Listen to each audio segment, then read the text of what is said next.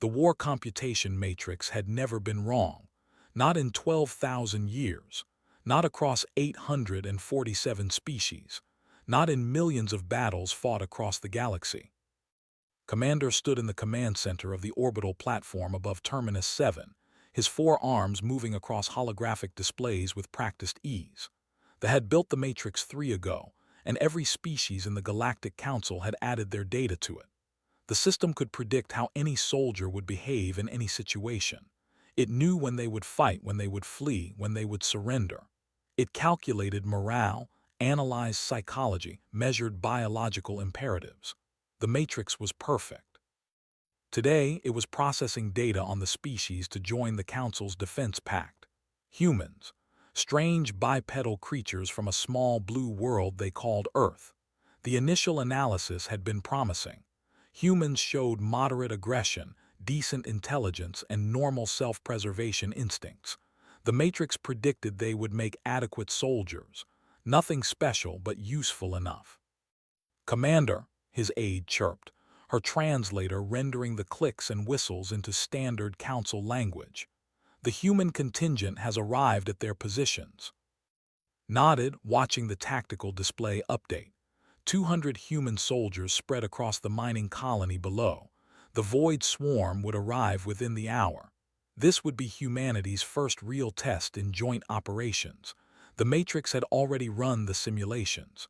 Human casualties would be 4.3%, acceptable losses. The defensive line would hold until human ammunition depleted to 67%. Then the humans would execute a tactical retreat as any rational species would. "Everything is proceeding as calculated," said with satisfaction. The Void Swarm arrived exactly on schedule. They always did. The swarm operated on instinct and simple programming, which made them predictable despite their terrifying numbers. They poured from the dark between stars like a living tide, millions of chittering creatures the size of, all teeth and armor and mindless hunger. The battle began. The human soldiers opened fire with their primitive chemical projectile weapons, loud, crude, but effective enough. Watched the displays as the Matrix tracked every variable. Human heart rates elevated but remained within normal combat parameters. Ammunition expenditure matched predictions. Casualty rate climbing slowly toward the projected 4.3%.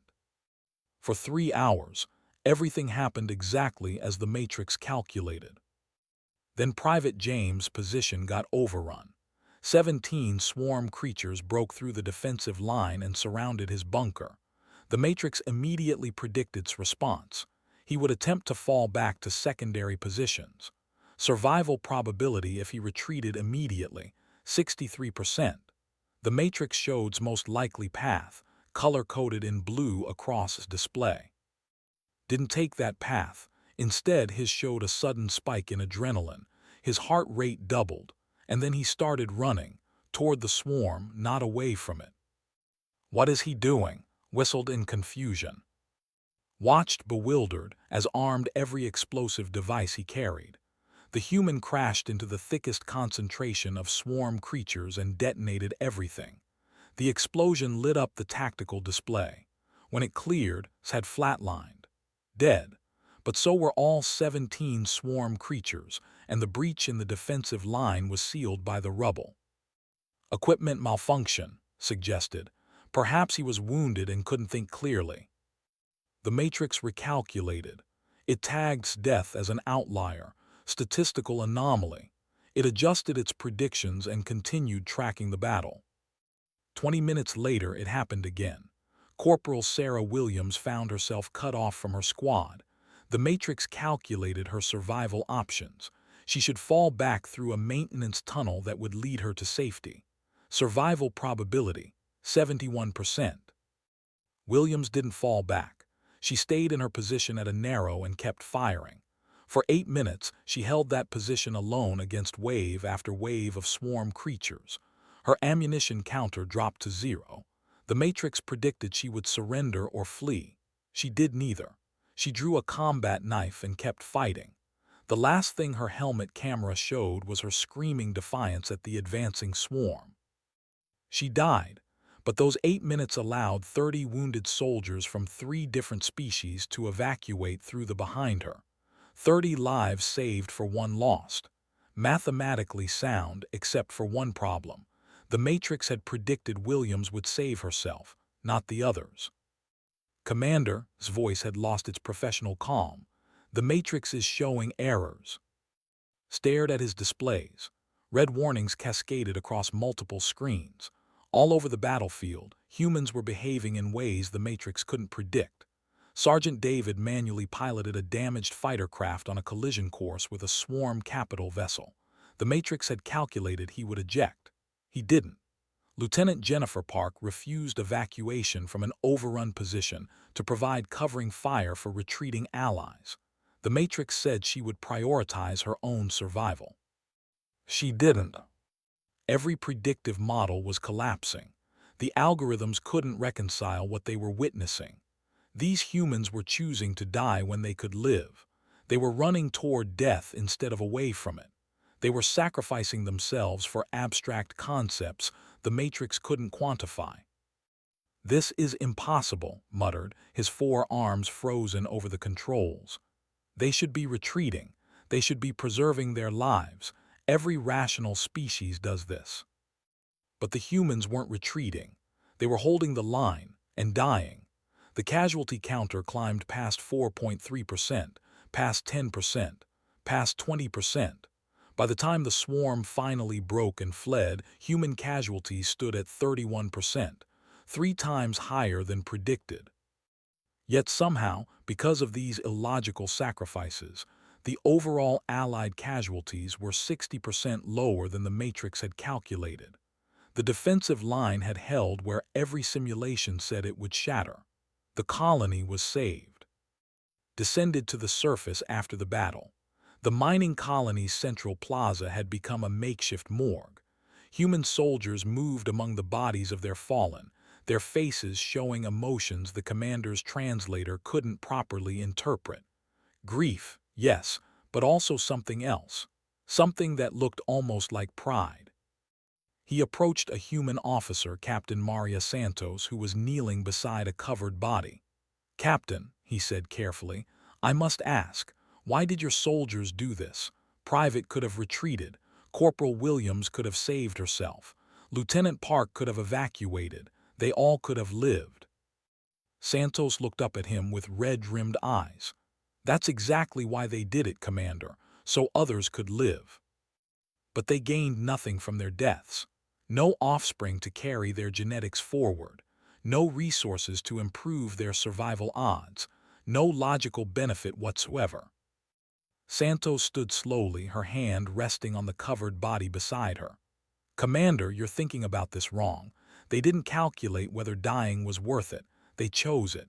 Chose to seal that breach. Williams chose to hold that. Park chose to cover our retreat. Those were their choices. Choices that led to their deaths. Choices that meant something," Santos replied firmly. "Every human understands that some things are worth dying for, worth more than our own survival. We call it sacrifice." Returned to his command center in silence. The war computation matrix filled his screens with error messages and failed predictions. For 12,000 years, it had been perfect. Now it displayed a message in stark red letters: critical error, unknown variable. The commander sat in the darkness of his command center, surrounded by the wreckage of perfect predictions.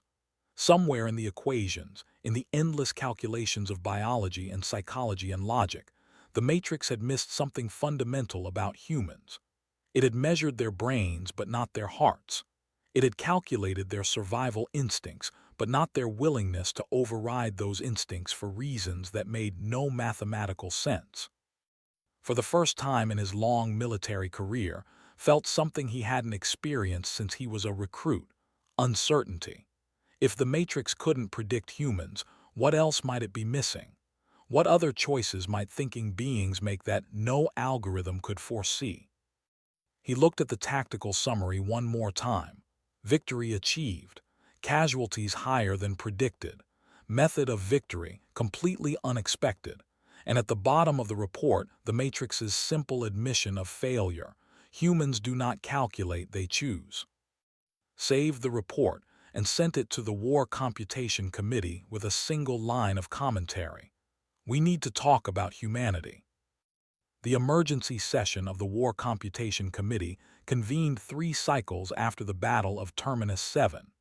Representatives from 27 council species filled the amphitheater, their various forms of communication creating a symphony of clicks, whistles, electromagnetic pulses, and verbal speech that the translator system struggled to keep synchronized. High Analyst floated at the center of the chamber, her crystalline body refracting the chamber lights into rainbow patterns. Her species, had developed the original algorithms that became the War Computation Matrix. For them, existence was mathematics. Thought was calculation. Every decision flowed from logic trees that could be mapped and predicted. The idea that any species could break their perfect system was personally offensive.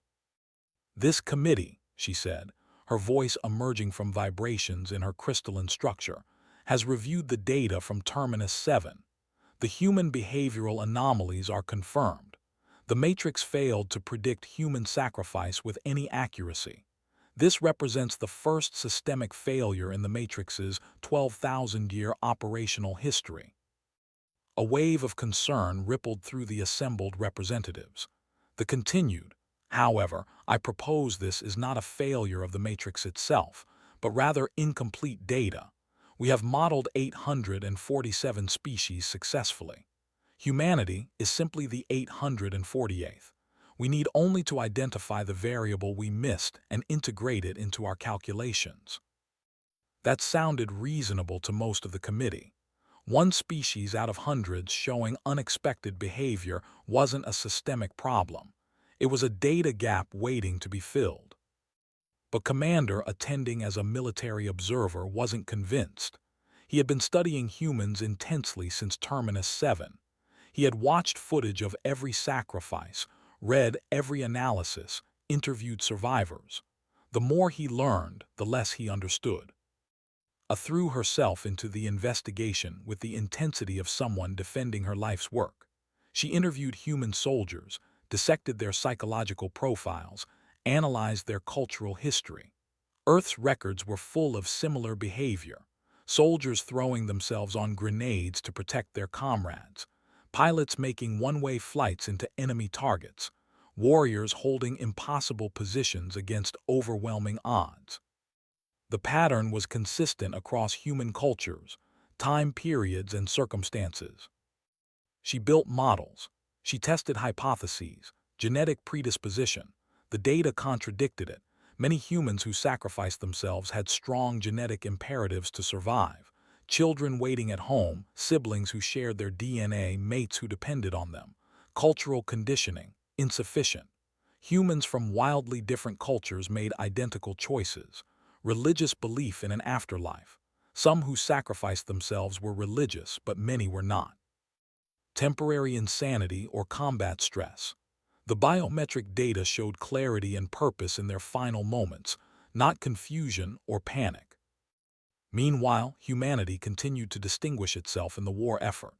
At the Battle of Broken Ring, the Matrix predicted a necessary tactical withdrawal after enemy reinforcements arrived. The human contingent, comprising 3 full companies, volunteered instead for a suicide mission to destroy enemy supply lines before retreating. The mission succeeded. The withdrawal became an advance, and the Matrix's error margin for predicting human behavior expanded to 34%. The Council grew divided. Some members called for humanity's removal from joint operations. How could you build a battle plan around soldiers who might ignore the plan entirely? Others saw an opportunity. If this sacrifice instinct could be identified and replicated, induced in other species through genetic modification or psychological conditioning, the Council would field an unstoppable military force. The Dominion, a species of ambitious reptilians, offered substantial resources to unlock the secret. They wanted to create sacrifice in their soldiers on demand. A refused to participate. Whatever she was discovering about humans, it wasn't something that could be manufactured. She brought in human experts, military psychologists, historians, philosophers. She attended human memorial services, watching how they honored their dead. She observed human training exercises, noting how they emphasized unit cohesion over individual survival. She read human literature, full of stories celebrating self-sacrifice as the highest form of heroism. One evening, as the station's lights dimmed to simulate nighttime for species that required circadian rhythms, visited the human section of the medical bay. Sergeant Maria Santos was there, recovering from injuries sustained at Terminus 7. The sergeant had survived, but her entire squad had died in deliberate sacrifices. Sergeant Santos, said, her crystalline form shifting colors as she processed her thoughts, I have spent 3 cycles analyzing human sacrifice behavior. I have reviewed every model, every algorithm, every possible variable, and I still cannot understand. Why did they do it? Private Corporal Williams, Lieutenant Park. They all could have lived. The calculations clearly showed survival paths. Why didn't they take them? Santos looked at the alien analyst with tired eyes. She had answered this question a dozen times for various investigators, but something about A's genuine confusion made her try once more. They did it because others needed them to, sealed a breach that would have killed dozens. Williams bought time for wounded soldiers to evacuate. Park made sure her squad got out alive. They saw what needed to be done and they did it. But what did they gain? I asked, genuinely trying to understand. In any rational calculation, they lost everything. No genetic legacy, no material reward, no increased survival probability for themselves. The cost-benefit analysis is completely inverted. Santos was quiet for a long moment. Then she said, Analyst, you're trying to put sacrifice into an equation. It doesn't work that way. I didn't calculate whether dying was worth it. They chose it because they believed protecting others was worth more than protecting themselves. That's not a variable in your matrix. That's a choice that exists outside your calculations entirely. All choices can be predicted if you have sufficient data, insisted, but her voice had lost its certainty. Can they? Santos asked. Tell me, if you had been in Private's position, what would your species' instincts have told you to do? Retreat, preserve my existence, return to fight another day. And that would have been the logical choice, Santos agreed. Made an illogical choice. He chose meaning over survival. He chose to matter in his death rather than merely continue existing in his life. Your matrix calculates what beings should do to survive, calculated what he should do to live up to what he believed. Those are completely different equations. A return to her laboratory, but something had shifted in her crystalline structure, in the way she processed information. She stopped trying to model sacrifice as a variable within the existing matrix framework. She started considering the possibility that she had been asking the wrong question entirely. The matrix functioned by predicting behavior based on maximizing survival probability. It assumed all beings, at their core, prioritized continued existence above all else. But humans had demonstrated something the Matrix's fundamental architecture couldn't account for: the capacity to choose death over survival for abstract reasons. Love, duty, honor, meaning, purpose. These weren't variables that could be, they were choices that transcended calculation. Her final report to the committee was short. I presented it in person, her crystalline body dimmer than usual, as if the investigation had drained something fundamental from her. Members of the committee, she began, I have completed my analysis of human sacrifice behavior. My findings are conclusive. The universal combat algorithm cannot predict human sacrifice because sacrifice, by its nature, is unpredictable. The matrix functions by calculating optimal survival strategies. Humans have demonstrated the capacity to choose death over survival for reasons the matrix cannot quantify. They choose based on abstract concepts like love, duty, and honor. They choose meaning over existence. She paused, her colors shifting through the spectrum. I recommend we stop trying to predict humans. The very act of sacrifice requires choosing against self-interest, against survival instinct, against every rational calculation. It is, by definition, incalculable. Humans cannot be predicted. They can only be trusted or feared. I propose we choose trust. The committee erupted in debate. Some species argued for humanity's removal from military operations. Others advocated for restricted deployment. The Dominion pushed again for research into inducing sacrifice in other species. But Commander, who had watched humans die for his soldiers at Terminus 7, stood and raised all four arms for attention. I have fought beside humans. I have watched them die. And I have learned something the Matrix never could. Sacrifice isn't a weakness to be corrected or a weapon to be manufactured. It's a choice. And any species capable of such choices is exactly the ally we need against an enemy that makes no choices at all. The final vote was close, but humanity remained in the Defense Pact. The Matrix was updated with a new protocol. When calculating battles involving human forces, include a 35% margin of error for unpredictable sacrifice behavior. It was an imperfect solution to an incalculable variable. I filed one additional note in her personal research logs, never submitted to the committee. In attempting to understand human sacrifice, I have discovered something disturbing about the Matrix and perhaps about my own species.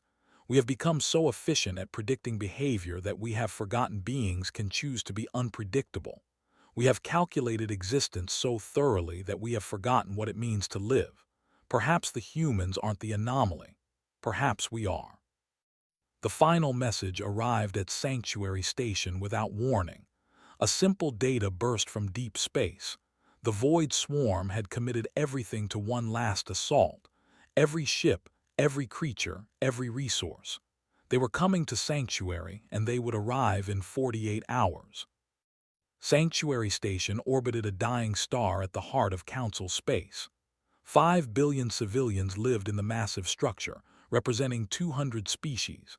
It housed the Council's central government, its primary research facilities, its cultural archives. If Sanctuary fell, the war was lost. The Void Swarm would pour through Council space unchecked, consuming everything in its path. The War Computation Matrix began calculating immediately. Fleet deployment, defensive positions, evacuation protocols. The numbers came back grim. Even with optimal strategy, even with every military asset the Council could muster, even accounting for human unpredictability, Sanctuary would fall in 43 hours. The swarm was simply too numerous, too relentless. Evacuation was impossible. 5 billion beings couldn't be moved in time. The Council prepared for extinction.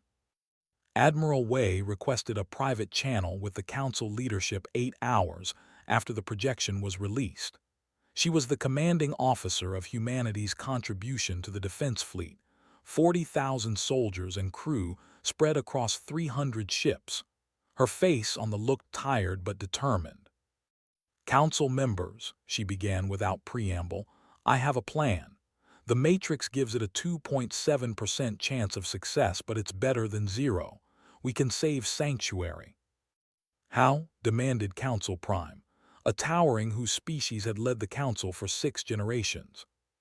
"My fleet will execute a full assault on the swarm's central nexus," explained, bringing up tactical displays. "Not to destroy it, which is impossible with our firepower, but to draw their attention. The swarm operates on predatory instinct. They can't resist pursuing an exposed target.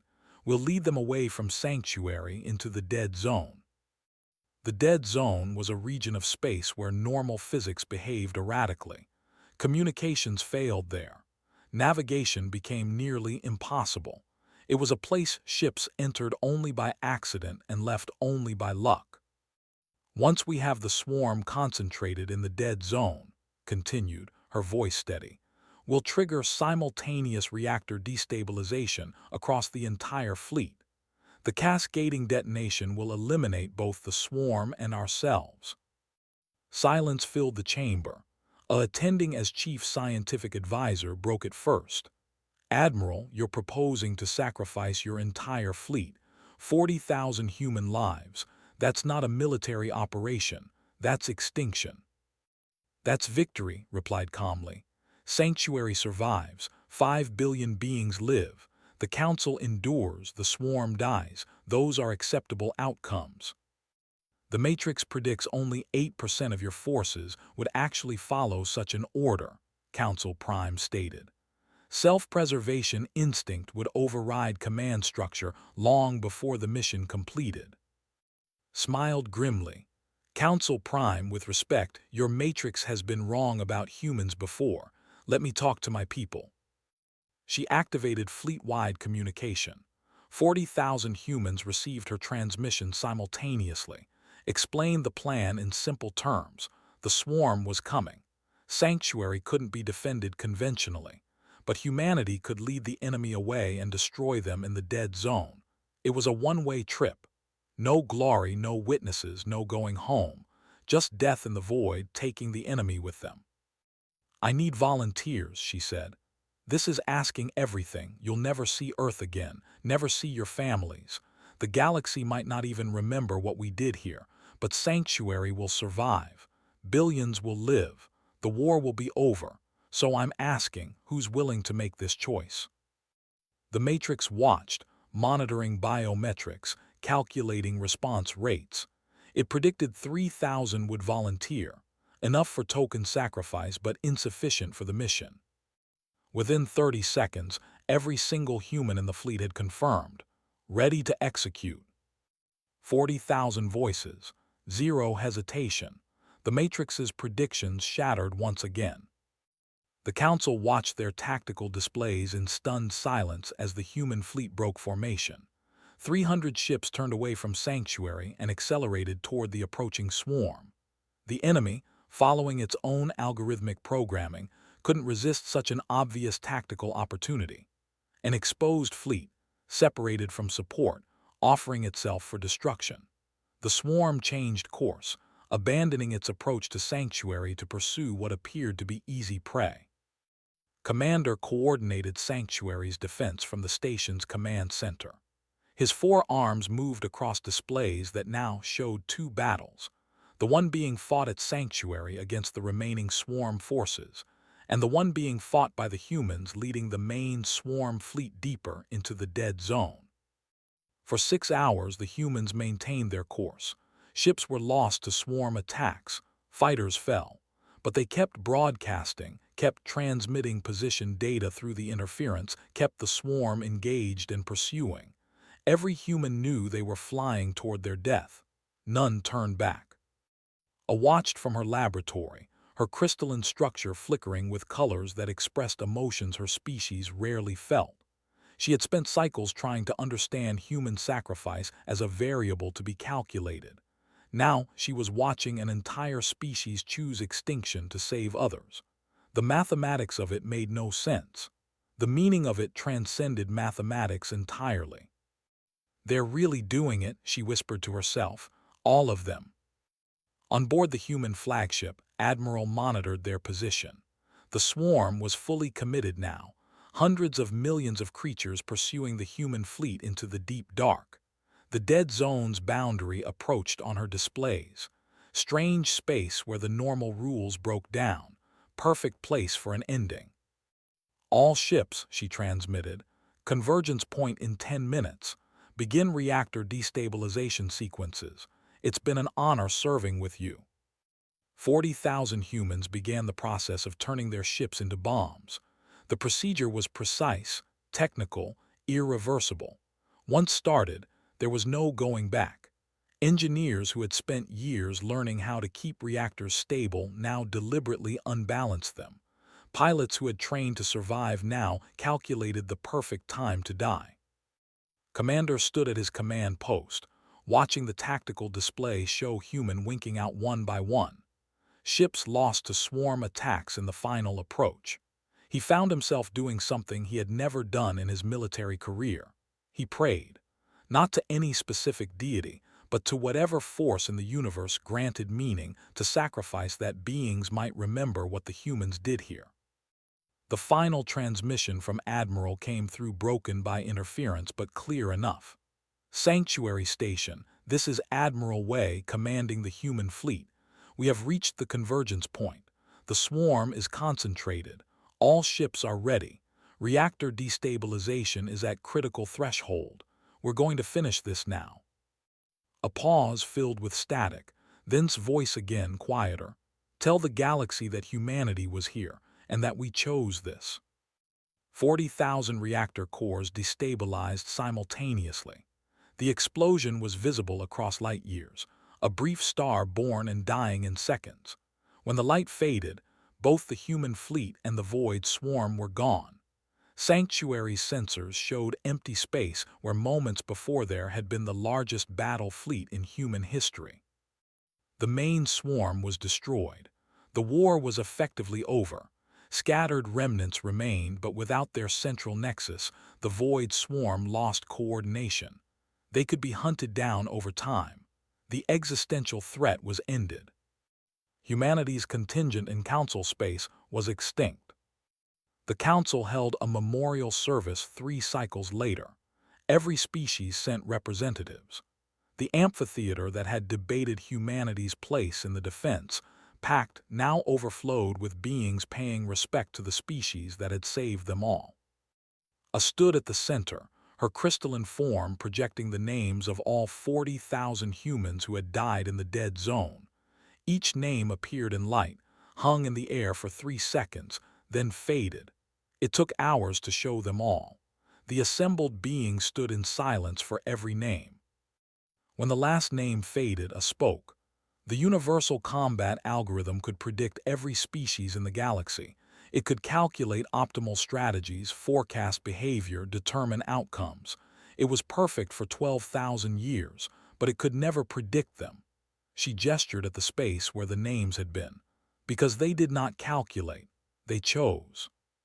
She paused, her colors shifting. We have decided to memorialize this sacrifice by adding a new protocol to the Matrix. Not to predict sacrifice, which remains impossible, but to honor it. When facing impossible odds, when calculations show no path to victory, when logic demands surrender, the Matrix will now ask one question that only beings with free will can answer. What would the humans do?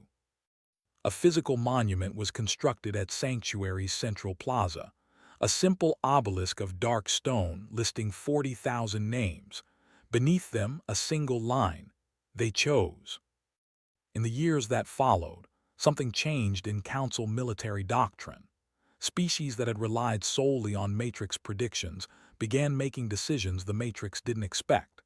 A ship captain chose to stay behind to cover an evacuation, giving her life to save others. An analyst, when faced with certain death, chose to transmit critical data rather than save herself. A soldier threw himself into danger to protect civilians, defying every instinct his predatory species had evolved. The Matrix logged these incidents as anomalies, but reviewing the data, saw something else. Humanity had taught the galaxy that the most powerful force in war wasn't predictability or logic or perfect calculation. It was the choice to sacrifice everything for something greater than yourself. Commander, now promoted to Fleet Admiral, visited the monument regularly. He would stand before the names, his 4 arms at rest, and remember the humans he had fought beside at Terminus 7.